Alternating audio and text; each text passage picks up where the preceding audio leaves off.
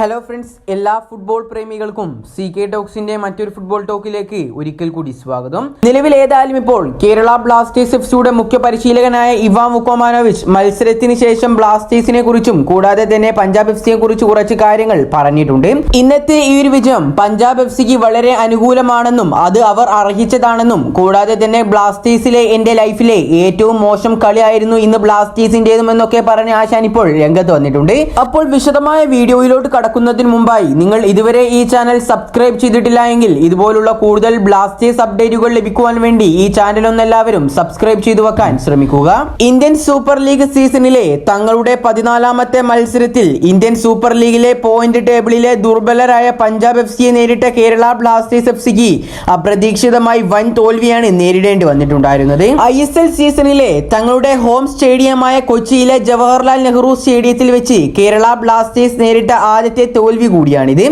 Point ടേബിളിലെ 11ാം സ്ഥാനക്കാരായ Punjab എഫ്സിക്കെതിരെ 1-3 ഗോളുകൾക്കായിരുന്നു Blasters തോൽവി വാങ്ങിയിട്ടുണ്ടായിരുന്നത്. ബ്ലാസ്റ്റേഴ്സിന്റെ ആദ്യ ഗോൾ നേടിയിട്ടുണ്ടായിരുന്നത് ബ്ലാസ്റ്റേഴ്സിന്റെ മധ്യനിരയിലെ വൻമതിലായ മിലോസ് ഡ്രിൻസിച്ച് ആയിരുന്നു. പഞ്ചാബിന് വേണ്ടി ഗോൾ നേടിയിട്ടുണ്ടായിരുന്നത് ജോർദാൻ എന്ന താരമായിരുന്നു. ഈ ഒരു താരം 2 ഗോളുകളും കൂടാതെ പഞ്ചാബിന്റെ ക്യാപ്റ്റനായ ലൂക്ക 1 ഗോളുമാണ് പഞ്ചാബിന് വേണ്ടി ഇന്ന് സ്വന്തമാക്കിയിട്ടുള്ളത്. ഏതായാലും ഈ ഒരു മത്സരത്തിന് ശേഷം ബ്ലാസ്റ്റേഴ്സിന്റെ മുഖ്യ പരിശീലകനായ ഇവാൻ വുക്കോമാനോവിച്ച് കുറച്ച് കാര്യങ്ങൾ പറഞ്ഞ് രംഗത്തേക്ക് വന്നിട്ടുണ്ട്. ഇനി നമുക്ക് ആശാന്റെ വാക്കുകളിലേക്ക് ഒന്ന് കടക്കാം. We were not bad, we were worst today. This is the worst game we ever had since I came to Kerala Blasters since 2.5 years. We don't deserve to be in top of the table. ഇന്നത്തെ പഞ്ചാബ് എഫ്സിക്കെതിരായുള്ള മത്സരത്തിൽ ഞങ്ങൾ വളരെ മോശം പ്രകടനം തന്നെയായിരുന്നു കാഴ്ചവെച്ചിട്ടുള്ളത്. ഞാൻ നിലവിൽ Kerala Blasters FC എന്ന ക്ലബിൽ വന്നതിന് ശേഷം ഇപ്പോൾ 2.5 വർഷമായി.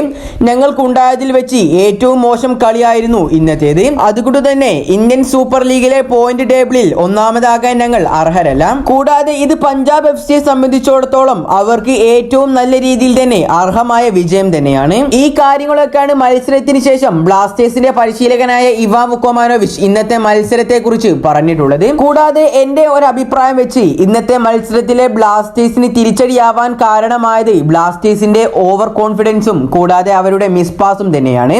നമുക്കറിയാം ഒരുപാട് സ്ഥലങ്ങളിലാണ് നമ്മൾ മിസ് പാസ് കണ്ടിട്ടുള്ളത്. കൂടാതെ പഞ്ചാബ് എഫ്സി വിജയിക്കാൻ കാരണം അവർക്ക് ഏറ്റവും നല്ല കോൺഫിഡൻസ് ഉള്ളത് കൊണ്ടാണ്.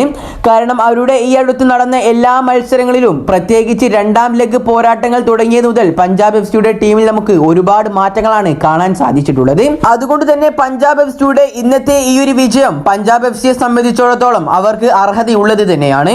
ഏതായാലും ഇതിനെക്കുറിച്ചുള്ള നിങ്ങളുടെ അഭിപ്രായങ്ങൾ നിങ്ങൾ താഴെ കമന്റായി രേഖപ്പെടുത്തുക. ഈ ഒരു വീഡിയോ ഇവിടെ അവസാനിക്കുന്നു.